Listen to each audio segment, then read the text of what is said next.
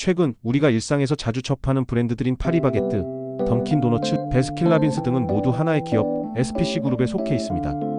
하지만 이들 브랜드의 뒤에는 끔찍한 사실이 숨겨져 있습니다. 최근 SPC그룹 산하 공장에서 발생한 반복적인 노동자 사망 사고들입니다. 우리가 일상적으로 소비하는 이 브랜드들이 노동자들의 희생 위에서 운영되고 있다는 사실은 많은 이들에게 충격을 주고 있습니다. 이번 영상에서는 SPC그룹의 반복된 사고들에 대해 짚어보고 그 근본적인 원인과 문제점을 함께 살펴보겠습니다. 2025년 5월 19일 SPC 삼립 시화 공장에서 또 다른 비극적인 사고가 발생했습니다. 한 명의 노동자가 냉각 컨베이어 기계에 끼어 숨진 사건이었습니다. 이 사고는 처음이 아니었습니다. 2022년 10월, 2023년 3월, 그리고 이번 2025년까지 모두 노동자가 기계에 끼어 사망한 사고였습니다. 이러한 사고들이 반복적으로 일어나는 데에는 어떤 원인이 있었을까요?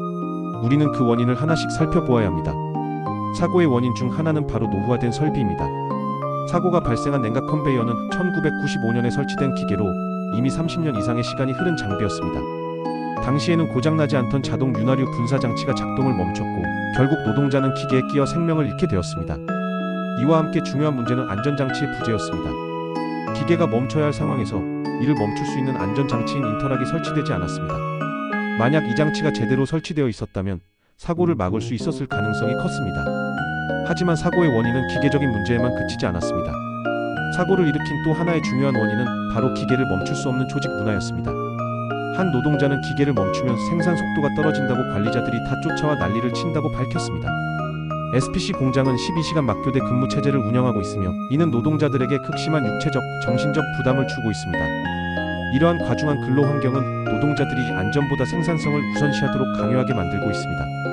생산을 멈추면 불이익을 받게 되는 구조 속에서 사고는 불가피하게 발생할 수밖에 없습니다. SPC는 사고가 발생할 때마다 공식적으로 사과하고 안전관리 시스템을 개선하겠다고 약속해왔습니다. 2022년 첫 번째 사고 이후 SPC 허영인 회장은 1,000억 원을 투자해 안전 시스템을 개선하겠다고 발표했습니다. 하지만 이 발표 이후에도 사고는 계속해서 발생하고 있습니다. 노동자들은 여전히 변화가 없다고 말하고 있으며 실제로 SPC 안전관리 시스템이 실질적인 개선을 이끌어냈는지에 대한 의문은 여전히 남아 있습니다. 그렇다면 SPC는 정말로 노동자들의 안전을 보장할 의지가 있는 것일까요? 반복되는 사고와 회사의 미흡한 대응 속에서 노동자들의 생명과 안전을 지킬 수 있는 변화가 이루어질 수 있을지에 대한 의구심은 더욱 커지고 있습니다. SPC는 더 이상 변명할 시간이 없습니다.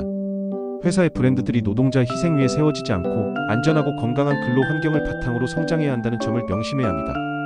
이번 사건을 계기로 SPC가 진정으로 노동자의 생명과 안전을 보장하기 위한 실질적인 변화와 책임을 다할 수 있을지 우리는 그 변화를 주의 깊게 지켜봐야 할 것입니다.